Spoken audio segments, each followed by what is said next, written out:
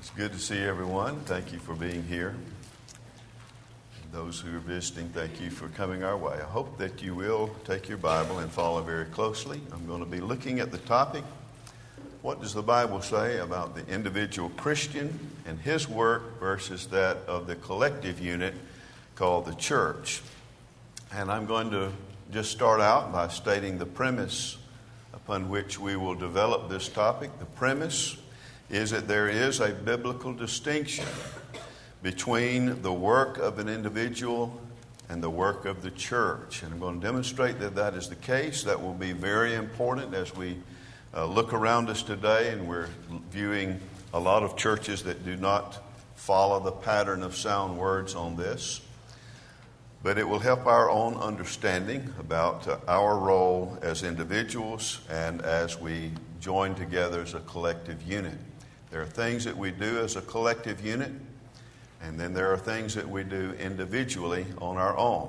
First passage I call your attention to demonstrate the truthfulness of that premise is 1 Timothy chapter 5. I want you to notice 1 Timothy chapter 5, verse 16.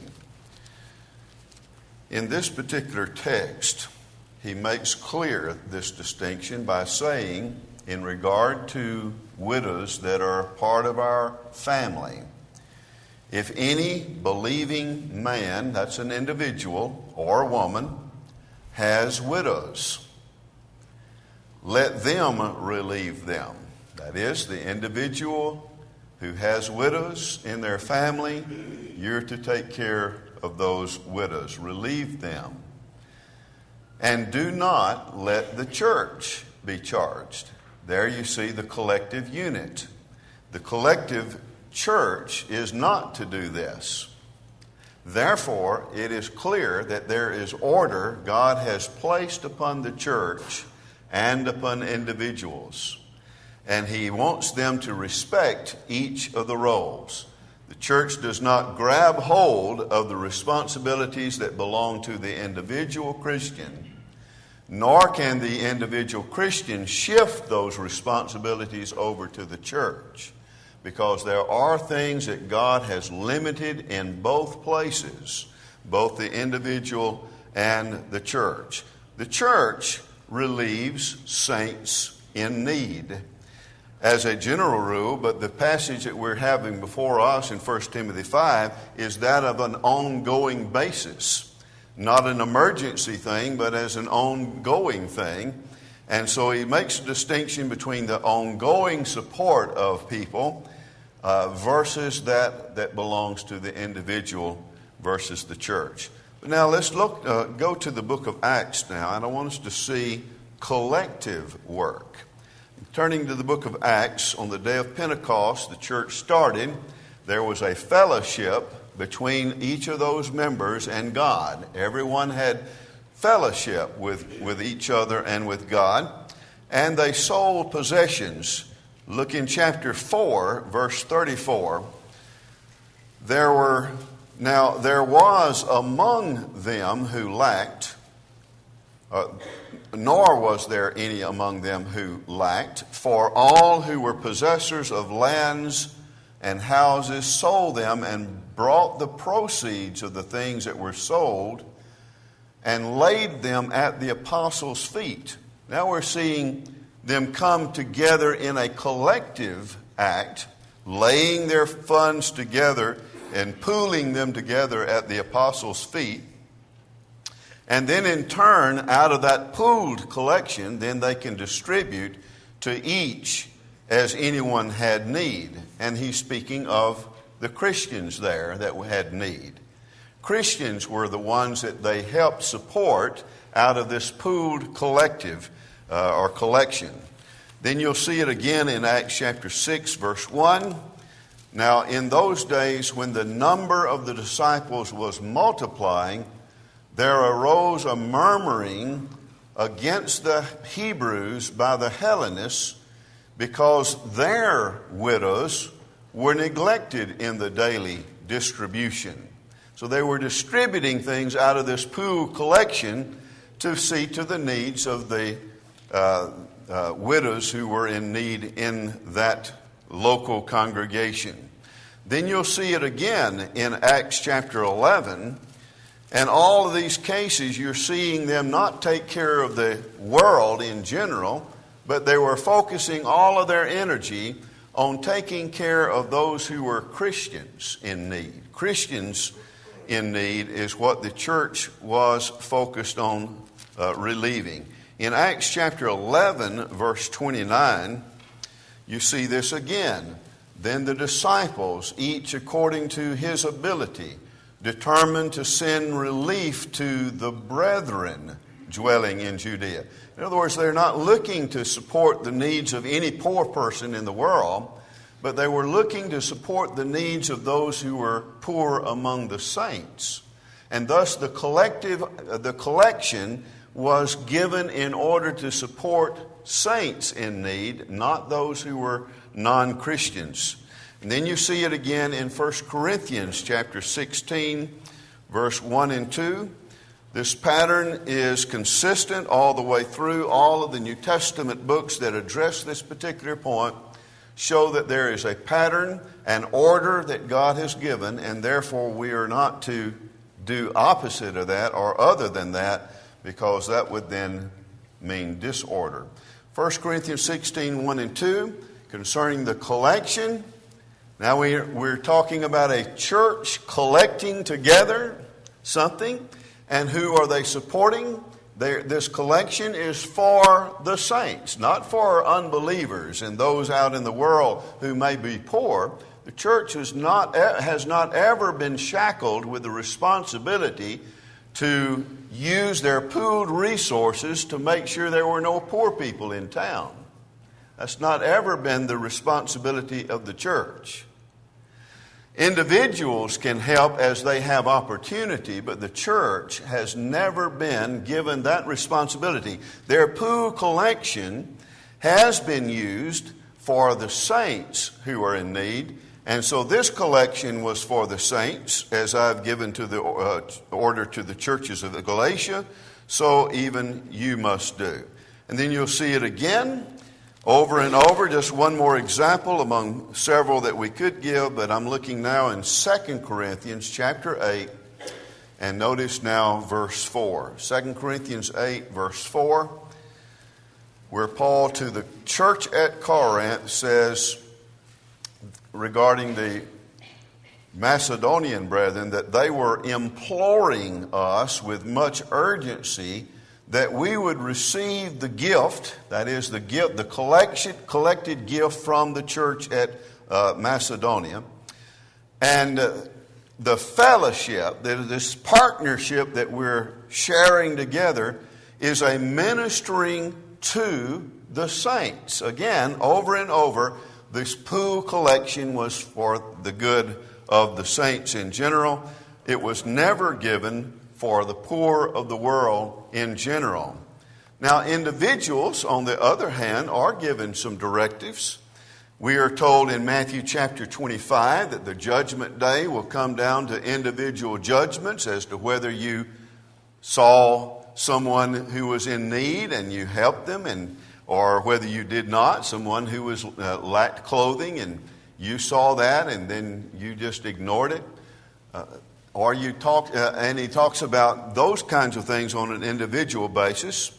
You look again in Galatians chapter 6, and notice verse 10, where Paul to the churches of Galatia says to them on an individual basis, verse 10, therefore, as we have opportunity, let us do good to all, especially to those who are of the household of faith. We as individuals are to see that we are looking for opportunities, and as we have the opportunity sees a need and has ability to meet that need. That's opportunity, and you take advantage of that, and you do good to anybody and everybody. But the church was never told to do that as a collective unit, that is, pooling their resources together to see to the needs of others. Then in James 1, verse 27, Notice that this is individual language.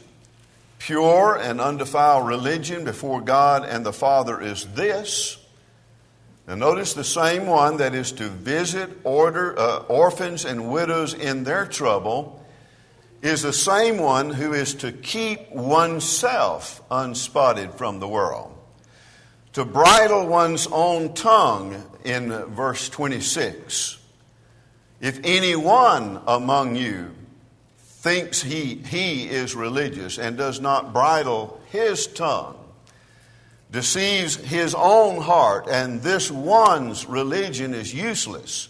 And then he describes, again, further responsibility, and that is the individual is to see to the needs of those around them as they have opportunity. So over and over, you can see that there is collective pooling of resources together as a church, and then there are things that are given the total responsibility of the individual. I can illustrate that even more clearly, I think, by looking at the points of this particular chart. First of all, each one of us bears a responsibility in several fields of influence. For example, the family unit has a unit that has a head, a leader in that unit that sees to the physical needs of that family. And therefore they engage in some type of business opportunity. They take advantage of some business in order to provide for the common good of that family unit. Business, therefore, we could start a lawn service. I could start a lawn service. Any individual here could start a lawn service. But what clearly illustrates that that's not the work of the church is the church cannot start a lawn service, but individuals can. There's no authority for the church to own and operate a business for profit. That has never been the work of the church, but that has always surely been, from the Garden of Eden on, the work of the family unit. And so the individual has a different responsibility, a multiple responsibility that the church does not have. Again, you can see in the home and family that the family unit sees to the education and the well-being, providing for the necessities of that home unit. But the church is not about secular education. And we are not about the business of providing for, what is it that we would be providing for? It would not be a home and the same thing as an individual home and family unit. Again, you can see that in the political realm, that the individual has a responsibility to his government to pay taxes and in our case, voting and that kind of thing, that these are stewardships that are handed to us by virtue of the nature of this government, and the nature of it being supposedly a government by the people and for the people involves us of necessity into that political realm so that we exercise our responsibility in that realm. But the church is not about that. I could, for example, choose a candidate that I think is worthy of support in that realm, that should be that would work well in that realm, and I could support that individual.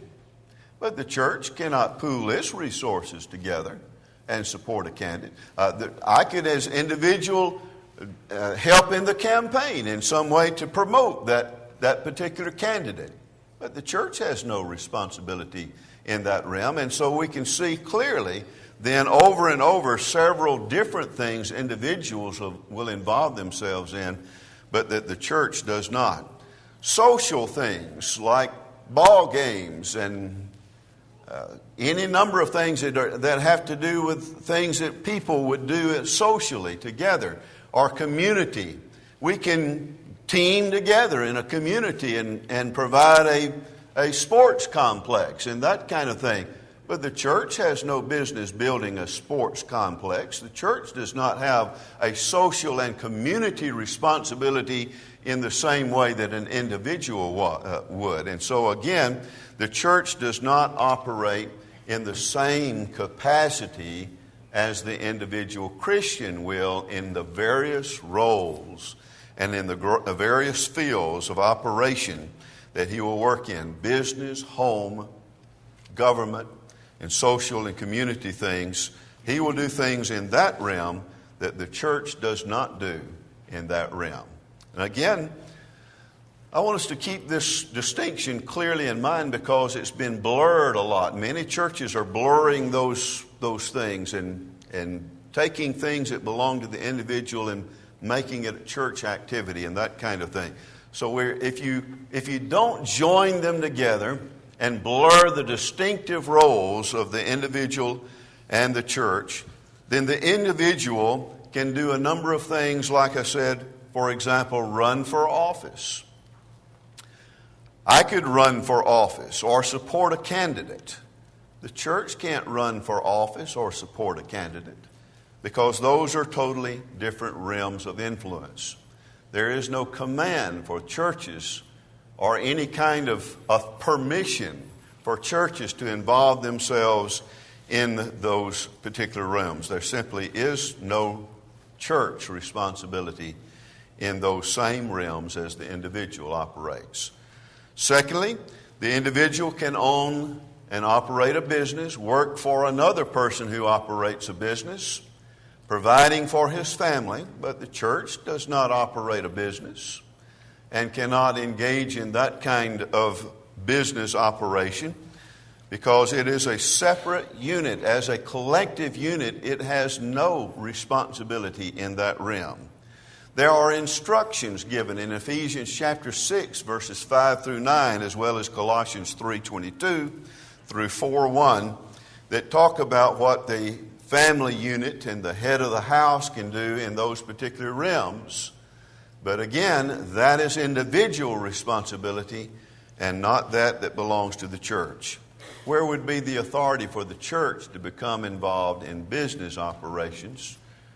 There is none. And 1 Corinthians 16 is surely not that kind of thing, for it is volunteer contributions, distributing only to the needs of its own members or members of the Lord's church in general, but it is not a business for profit operation. Another thing that you can see, as we've already pointed out, the individual has a responsibility to be a good parent or a good son or daughter. The good parent will educate in secular matters as well as in spiritual matters. The church will educate only in spiritual matters. The individual good parent will educate secularly, math, English, lots of different things that would go into the education of their particular children. And they can choose which method that they will use, public or private. They can use homeschooling. They can choose because they are in charge of that. But the church can't choose that. And the church cannot impose upon the family unit which kind of form of education that the family unit will use. That is given to the family unit. The family unit can say, well, our family needs to have exercise and it needs to have some recreational activity. And so you might buy equipment or gymnasium or that kind of thing. You might buy and purchase things that help you in regard to recreational needs. Videos, if you think that's important. Balls. Any kind of sporting activity that you feel is essential for the health and welfare and the well-being of that family unit, you choose that. You want to make a game room, you have complete authority to build a game room, to build facilities to facilitate your responsibility. But that's because you're the head of that unit and you decide what you think is in the best interest of that family unit. And that is something that the church does not. We do not build recreational facilities. We do not build kitchens and that kind of things, because those things belong to the family unit. Remember in 1 Corinthians chapter 11 that Paul told the church at Corinth in regard to the meals that they were developing in the church. He said, you've got houses to eat and to drink in.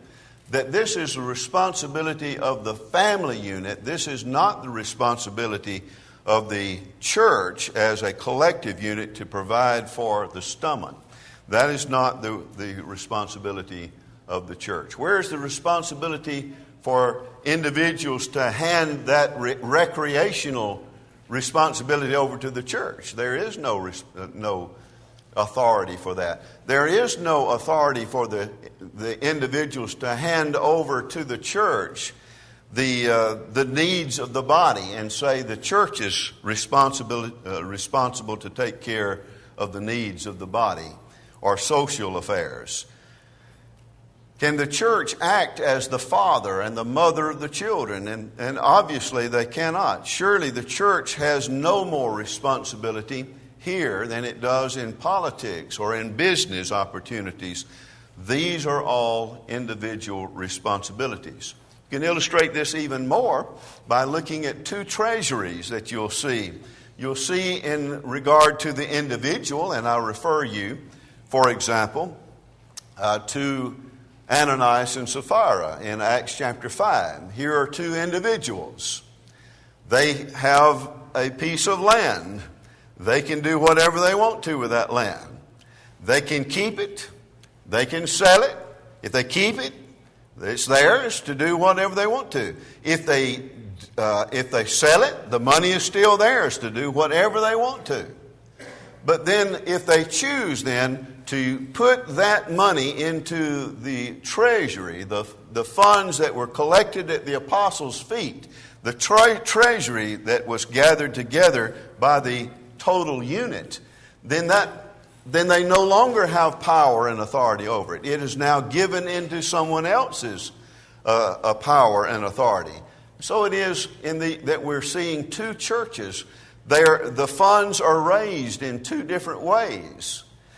You raise your funds by honest labor. Ephesians 4, if anyone provide for his own, or if anyone labors, working with his hands so that he can have something to give. That's individual responsibility. The church doesn't raise it that same way. They raise their funds from the individuals, and those individuals have volunteered their offerings and pooled them together, and therefore it is no longer the individual's funds to do as they want to anymore. It is now in the control of the local church. The oversight has changed. In the one case, when the individual labors for his needs and the needs of his family, the individual has the oversight of that. While it was your own, was it not your own to do as you see fit? Acts 5 verse 4. But once it's put into the pooled collection, now it is overseen by others now. It is involved in the local church, with the local elders being the overseers of all that goes on in that. And therefore it is subject now to their control, no longer under the individual's control. What the individual does with his funds is he uses them either in a multiple of ways. He may contribute to the needs of saints. He may pool it with others into the church. He may pay his taxes. He must pay his taxes. Provide for his family. He must provide for his family. He is also to maintain good works. He chooses how to use those funds because they're under his authority. But once he contributes them to the local church, they are no longer under individual power. They are now under the control of the team unit that is teamed together as the local church. That team unit has this responsibility and this only. In fact, I can't read of any other responsibility that the church has as a team unit, as a collective, than that of preaching the gospel. 2 Corinthians 11, verse 8, where they gave to those who were preaching, so they used their funds to help those who were laboring in the gospel. Second of all, they used them, as we saw in Acts chapter 4, in the relief of saints. And they used their funds in the edifying of the saints, or whatever was their common work became their common responsibility, and therefore the common treasury was used, whatever those needs were. But you see that there is different manner of raising the funds, different oversight, and a different use of those funds altogether. Then, church action is clearly seen versus group individuals acting collectively. You can see that clearly in many statements that distinguish those roles. For example, church action involves the church, the group, the team acting together in a collective unit for the benefit of the collective unit. You would see that this is so in Ephesians 4, verse 16, where we're pooling our energy together. We're pooling our faith together. We're pooling our love together. And we're told to edify the church in love. But one member is not the church.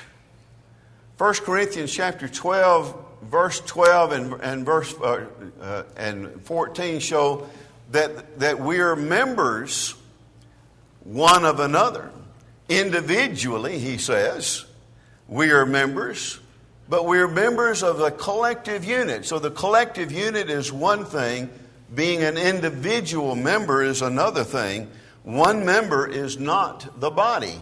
So one member does not act as the body. And the body is not one member. The same is so when we're looking at a collective unit called a building or a temple. One member is not a temple. That is, he's not a temple in the same sense as the collective unit. We're at one stone. One stone in a building is not the building. One stone is not a building. But a building is a collection, a collective of many stones operating together in a together capacity. So 1 Peter 2 verse 5 says that we are a holy temple in the Lord. One stone is not the building. One person is not the temple. Although we are a temple in another sense, but we are not a collective temple on our own. The word church itself speaks of a collectivity because it is those who are called together. It is a unit. It's a similar word to a word like flock. When you speak of a flock, one sheep is not a flock. When you speak of the flock of God, which is among you, 1 Peter chapter 5, then you're talking about elders over a group of sheep, not just one sheep. And so we have the word church is itself a collective noun, and it's used synonymously with that of a flock, where we understand that one sheep is not a flock. One sheep has responsibility to the flock, but one sheep is not the flock. Another thing that you can see in the New Testament, when a church member, an individual member, acts in an immoral way, that does not mean the church has acted in an immoral way. Now, the church can act immorally in regard to that by ignoring it, but they did not commit the act of adultery. The church at Corinth was guilty of misbehavior on another front, but they were not guilty of that man of the sin that the man who had his father's wife was guilty of. So was the church at Corinth guilty of adultery? No, the man who had his father's wife was guilty of adultery. What the church could have become guilty of is ignoring the sin that they should be rebuking. And if they ignore the sin, then they become collectively responsible for that particular sin. We have a collective responsibility and we have individual responsibility. Individually, we are to keep ourselves pure. Collectively, we are to see after one another as a collective unit so that the whole group remains pure. But this man at Corinth was guilty of adultery when the church was not. Can the church receive the rightful benefits of a physical marriage? Of course not. An individual gets married and has responsibilities and the benefits of that relationship, but the local church does not. Can the church run for political office? And we've pointed out no. But can an individual? And the answer is yes. Another place where you see this clear distinction is in Matthew chapter 18, verse 15, where Jesus talked about the two roles of responsibility. Moreover, Matthew 18:15. Moreover, if your brother, there's an individual, if your brother sins against you, go and tell him his fault between you and him alone. That's not church activity. That's individual activity. If he hears you, you've gained your brother. Again, individual responsibility. Now it can move into collective action. Verse 16, but if he will not hear you, take with you one or two more. Again, two or three more individuals. One or two more individuals makes three of you, if it's two. Two in yourself makes three. If that's the case, you're still that group is still not the church. And so you can see the distinction Jesus makes there. That by the mouth of two or three witnesses every word may be established. But, verse 17, if he refuses to hear them, tell it to the church. This is the collective unit now. So the church and the individual has responsibilities meted out to them severally, and those different responsibilities are clearly seen in all of those particular things. So let me rehearse those things one more time. If we respect God's order in these matters, then there will be no need for church-sponsored secular education. Individuals take care of that. If the church guards itself from overextending itself into the areas of individual responsibilities, and individuals guard themselves from pushing their responsibilities off on the church, then the church will operate as it's supposed to, and individuals will operate as they are supposed to.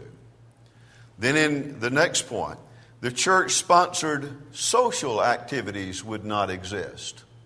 There would be no need for social activities that are promoted and organized by the church, because individuals will take care of that. Church-sponsored recreation.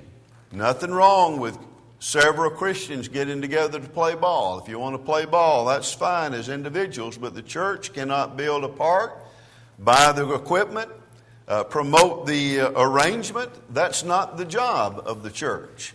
Church-sponsored recreation does not belong to the church at all. Recreation belongs to the individual and not the church. So finally, here's where we end this particular lesson tonight. Church-sponsored benevolence. We do not read of churches sponsoring benevolence toward non-Christians. Every case, everything in the pattern of sound words was churches helping Christians who were in need. Individuals helping individuals who are in need. Individuals will take care of those who are outside as they have opportunity. Church will take care of those inside as we have opportunity. Individuals will take care of benevolence to non-Christians and must see to it that the church is not charged. The church has this primary mission. Maybe people have not even thought to search their Bible. What did God build the church for? Why did He want a church? Did He have a job for that church? If you want to find a passage in the Bible that tells you why God made the church and what the church's main responsibility is, you will find it in 1 Timothy 3, verse 15, where he calls the church the pillar and the support, or the pillar and the ground of the truth.